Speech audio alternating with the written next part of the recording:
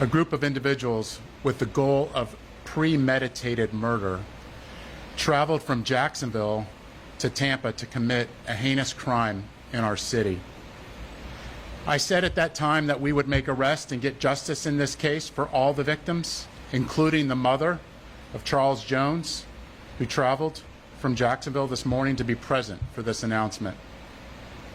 Today I stand before Tampa Police Major Pat Messmer, Jacksonville Sheriff T.K. Waters, and Hillsborough State Attorney Susie Lopez to announce the arrest of 3 people in the deadly shooting of Charles Jones, also known by his stage name of Julio Foolio. In addition, we have warrants and are actively searching for 2 other individuals in this case. Today's announcement would not be possible without the outstanding investigative work of our homicide detectives and with the assistance of the Jacksonville Sheriff's Office and the ATF. These individuals took extreme measures to try to cover their actions, but they were no match for our investigators. Isaiah Chance, Elisa Andrews, Sean Gaithright, Davion Murphy, and Richard Murphy are all accused of playing a role in Jones's death and are all charged with 1 count of murder in the first degree, premeditated with the discharge of a firearm, and 1 count of conspiracy of murder in the first degree, premeditated with the discharge of a firearm. Chance, Andrews, and Gaithright were arrested over the weekend in Jacksonville. Davion Murphy and Richard Murphy are still fugitives of justice, and we are working closely with the Jacksonville Sheriff's Office and the U.S. Marshals to apprehend them.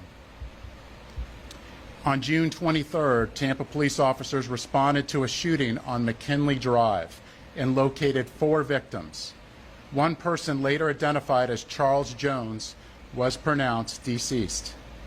Jones was in town celebrating his birthday and posted on his social media his locations several times throughout that night. Surveillance video was critical in this investigation, as suspects were seen on video following Jones from location to location. This shows the lengths that these individuals were willing to go through and achieve that this murder would occur. At 4:15 in the morning, Jones began to head to a hotel on McKinley. One of the suspect vehicles is seen following the victim. However, instead of following them into a parking lot, they stage across the street. At 4:38, 3 shooters exit a vehicle and walked in the direction of the hotel. They murdered Jones with a handgun and 2 rifles. This barrage of gunfire also struck 3 additional victims who miraculously survived this incident. Let's look at this video. This is at the hotel, and you can see the shooters are getting in position for their planned out murder.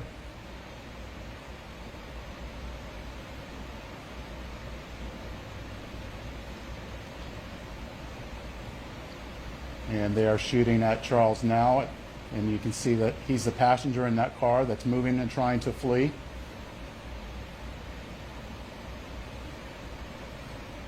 And again, they're still shooting at him. He's the right front passenger in that vehicle.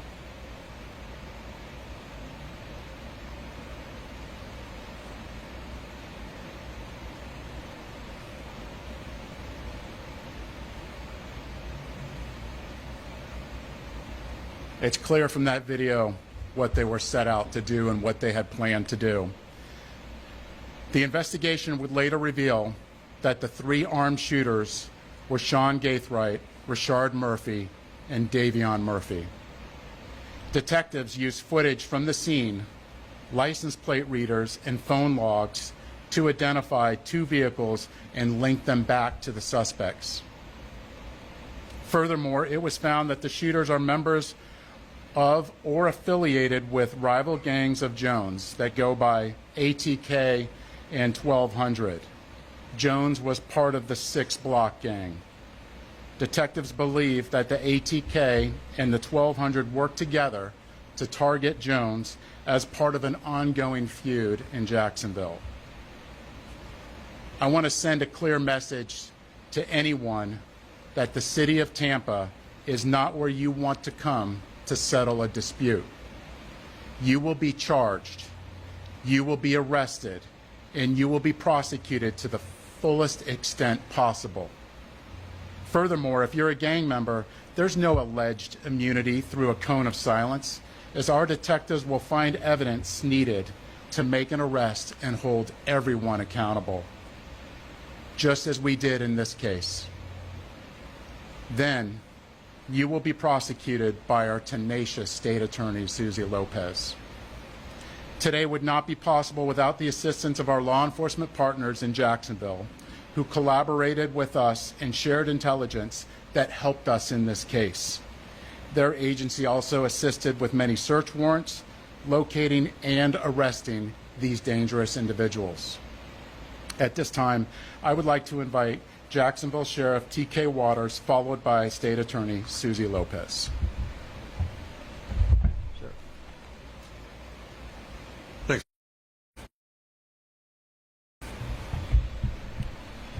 So good afternoon, I'm T.K. Waters, Sheriff of Duval County, Jacksonville, Florida. Thank you, Chief Burkhall, for inviting me to stand with you as we announce these murder arrests. Today, 3 dangerous criminals are off our Florida streets and in police custody where they belong. These individuals have chosen lives of urban terrorism, and with their arrests, we show Tampa, Jacksonville, and the rest of Florida, the rest of this state, that we hold violent criminals accountable. At the Jacksonville Sheriff's Office, we will always work together with our law enforcement partners to ensure that our communities are free of those who choose violence over peace. I want to applaud the investigators from Tampa PD and JSO for their committed collaborative work to bring violent criminals to justice. What I saw in this partnership evidenced the very best of information and resource pooling to ensure public safety. In closing, I want to directly speak to those who choose violence and those who embrace a culture that glorifies violence. Florida, Tampa, JSO, Jacksonville, Miami, wherever you are, will not tolerate foolishness, will not tolerate shootings and needless violence. We will not make excuses for poor decisions. We'll hold you accountable for your criminal actions. Florida is a state of law and order. Law enforcement agencies in this state will always work together to protect the good and decent people who chose to live within the law. And we will always work together to ferret out those who choose the lives of violent crime. Thank you.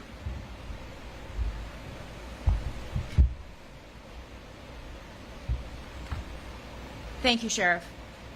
The ongoing fight between these 2 groups spilled over into Tampa last month. Let me be clear, the feud stops here. All 5 of these defendants are facing life in the Florida State Prison, even the ones who didn't pull the trigger. In Florida, if you participate in the planning of a murder, you can be held accountable for the person's death.